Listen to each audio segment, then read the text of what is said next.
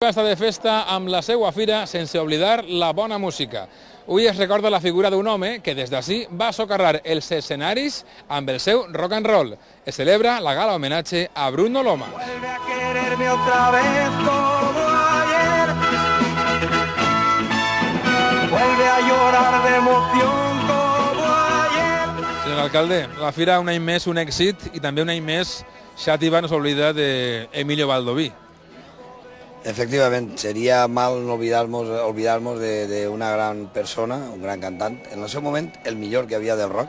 Era un fuera de sèrie. Jo me'n recordo, perquè jo soc major, quan Emilio actuava per ahí, era el cantant, era el tipus Elvis Presley, era Johnny Holiday, era el que portava el cotxe descapotable, el traje blanc, el que feia una pose en l'escenari i se quedaven tots. I, bueno, és algo que ja està molt consolidat, és un projecte que se va començar farà 4 o 5 anys i que la gent realment contribueix a que l'acte siga molt bonico. Recordem les seves cançons perquè la gent jove no s'olvide i, bueno, avui és un dia molt especial per a tota la gent d'iniciativa i tota la gent que vol a Bruno Lomas. Héctor, ¿qué tal? ¿Content d'estar així en este homenatge a Bruno Lomas? Sí, la verdad es que sí. Bona nit, primer. Sí, estic molt content, ¿no?, de formar parte de este mite, ¿no?, que tenim así a la comunitat valenciana y bueno, y yo encima he tenido que cantar un temita suyo, un poquito complicado, pero bueno, me he divertido muchísimo. La verdad es que te digo, ¿no?, que es una persona que nos ha marcado un camino, que en la academia además interpretamos un par de temas suyos y bueno, hay que estar con los grandes músicos y con los grandes artistas sobre todo, ¿no? Com era Bruno com a cantant? Un gran amic i un rockero hasta la mèdula. Jo recordaré sempre que em deia que el dia que va morir James Dean, ell cada any, aquell dia no sortia de casa i es vestia de negre. Amb això demostrava l'autèntic que era el tio. M'hagués enfadat molt si no m'haguessin cridat per estar amb l'Emilio.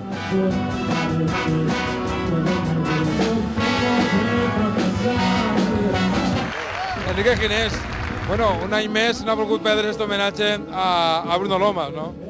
Sí, gràcies a Déu, cada any l'Ajuntament me convida i gustosament vinc, perquè Bruno, a més de ser un amic en vida, jo tinc una gran devoció per ell, per a l'artista, perquè sempre he considerat que Bruno ha sigut el millor rockero que ha conegut la història de la música, no sols en Espanya, en Europa, perquè era un home que no tenia que fingir, no tenia que interpretar, el rock el portava ell damunt.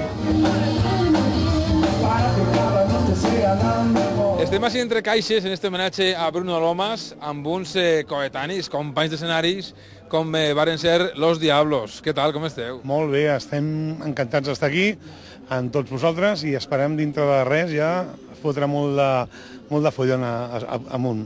Bueno, un grup com el vostre, Los Diablos, no podia faltar, no?, en un homenatge rockero a una figura com Bruno, no? Naturalment, perquè nosaltres quan vam coincidir a la mateixa companyia de discos, nosaltres vam aprendre moltes coses d'ell, que va ser una miqueta abans que nosaltres, i per això per nosaltres és un honor estar aquí i poder fer-li aquest homenatge.